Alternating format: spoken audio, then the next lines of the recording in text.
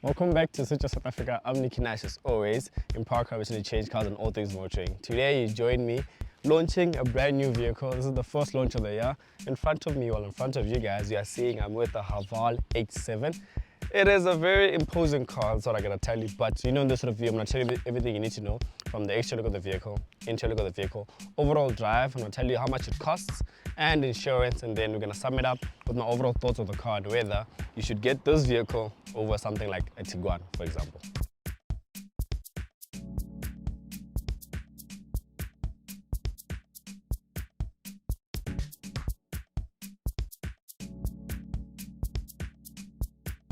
So starting off with the exterior look of the vehicle, this is the HAVAL H7. I did say I'm not really a fan of the vehicle in terms of the exterior look of the vehicle, but up front you get these daytime running lights, you get these LED headlamps as well. As you can see, the car lights are currently flashing. I know you guys in the comment section are going to ask me, how do I make the lights flash? Unfortunately, I can't tell you because I do not make the lights flash. The LED lights that the vehicle has and the camera that I'm using actually makes the lights flash. So I hope I've answered you. But up front, this is how the car looks. I think I need to get used to the vehicle overall, but I'm not really a fan of it. But you get these HAVAL badging up front with the camera just underneath that, and then you get these remind me of Ford Mustang. These I don't know what to call them, but these inserts over here remind me of ones that I found in a Ford Mustang. And then when you move on to the side profile of the vehicle, you get these 19-inch alloy wheels. Side profile of the vehicle, something that I get the design because they did explain to us why they went for this type of design. They want to be bold, they want to stand out. So by the wheel arches over here, by the fenders as well, I don't know what to call these things that they've fitted onto the coverings of the wheel arches over there. As regards to the vehicle on the side, you get these roof rails on the vehicle as well. When you move on to the back of the vehicle, the front and the back are two different things. The front is like very imposing. The back is more of a bit calmer. The lights as well, nothing too wild, but the car does write GWM badging at the back. I did mention that GWM HAVAL under one group, so the badge at the back will say GWM. You get HAVAL badging on the left hand side, you get four-wheel drive badging on the right hand side. But that's with regards to the rear of the vehicle. Please tell me what you guys think about the car in terms of the exterior look of the vehicle. Let's jump into the vehicle and let's speak about a part that I actually do like, which is the interior.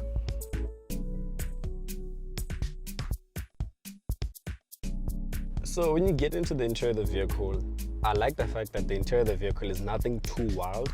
GWM HAVAL for this H7, they didn't go over the top by adding too many things into the vehicle. As much as they've done some few nice elements, added some few nice elements into the vehicle, but didn't go overboard. Starting off by the door panel over here, you get this lovely handle that actually looks quite good, and you'll actually use it quite often as well. Even when you're driving, sometimes you find your hand holding onto that part because it feels good. I like the whole finishing as well to it.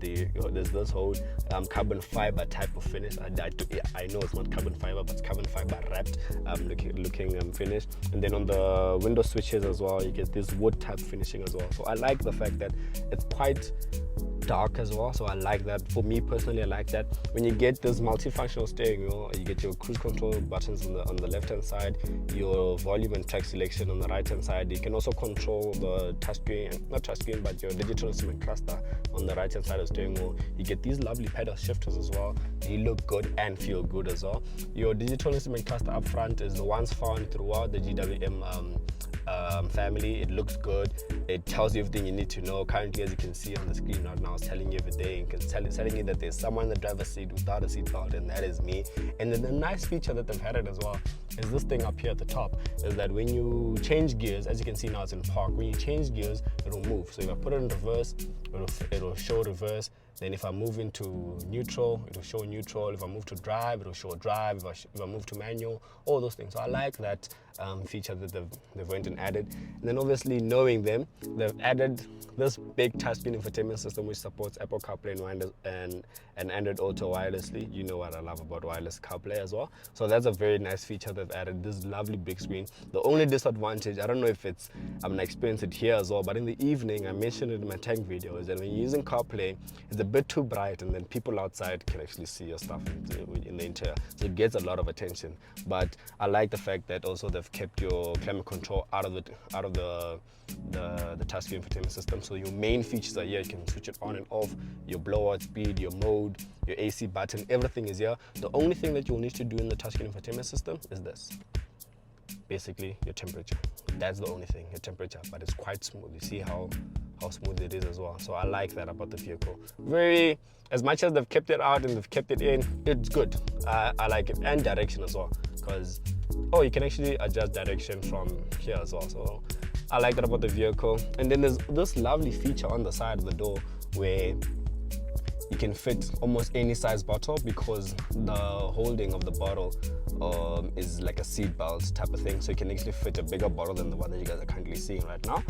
And then that's what goes to the interior. When you move on to the lower end over here, this big stick, you know, this airplane inspired gear selector. All your features are here. This one has heated seats. This is the mid specification. Top specification gets ventilated seats as well.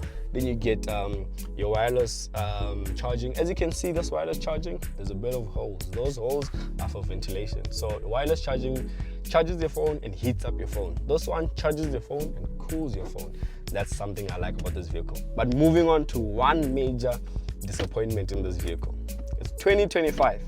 This car's launched in 2025 January. Today is the 16th.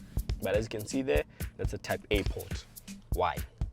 There is no Type C port in this vehicle. It's Type A port only, and it's one up front and then the other one is at the back. So my biggest gripe with this vehicle, it has to be that, aside from the looks. But yeah, then when you move on to the back seats are quite spacious as well. Feels good. You get this lovely big glass sliding panoramic sunroof, and I actually I like being in the interior of the vehicle. So that's my quick thoughts about the exterior and interior. Let's move on to the drive and sum up the whole review.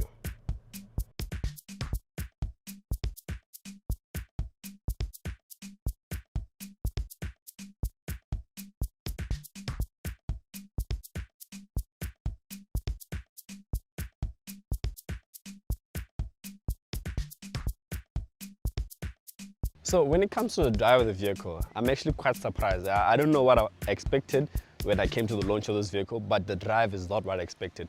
The car drives quite smoothly. This car is powered by a 2-liter 4-cylinder turbocharged engine, which produces 170 kilowatts and 380 newton meters of torque. And for a change, with most of my Chinese vehicle reviews, I always say you don't feel the kilowatts in the vehicle, like how I did in the Tank 300 and Tank 500. But in this vehicle, I can actually feel that 170 kilowatts and 380 newton meters of torque. I think for those vehicles, you do not need more power. There is the top of the range vehicle that's coming out later on in the first quarter, so around end of March going into April, which is the hybrid version of this one, and that'll be priced at 730,000 Rand. And that's gonna use the exact same powertrain that's found in the current outgoing HAVAL H6 HEV, and I've had that on test, so click the link in the description box below to go to that video. And having driven that vehicle, I don't think you should opt for that one. Get this one, much better. You get 4-wheel drive, whereas in the hybrid one is front-wheel drive. So I'm not really a fan of that one, but this one drives quite well. We drove on normal roads, it was quite good. We went on to gravel roads as well. There was a bit of a stretch on gravel road, and it handled quite well. So it gave me the confidence to drive it a bit faster on gravel road. So I'm actually quite impressed with the drive of this vehicle and the interior. I think when it gets to the exterior, I think that's where I'm not impressed overall. But otherwise, this is the HAVAL H7. Tell me down below what you guys think about the car, which car it looks like, because obviously it looks like a certain vehicle, but I want you guys to comment down below which vehicle it looks like. But my overall thoughts, that's it. Do I recommend you buying this vehicle? 100%. This specific one, don't go for the hybrid one when it does come out. Get this one. I think at 672,000 Rand, you're getting a good value for money vehicle, but obviously you need to weigh it out with other options. But it's something of a vehicle that you need to shortlist. But other than that, that's my first impression of the vehicle. Tell me what you guys think. Empower Capital, you change cars and all things motoring. And remember, you can't drive a vehicle without insurance. Well, you can, but I don't advise you to do that. But I'm Nicky Nash from SwitchOff South Africa. I'm signing out. I'll see you in the next one.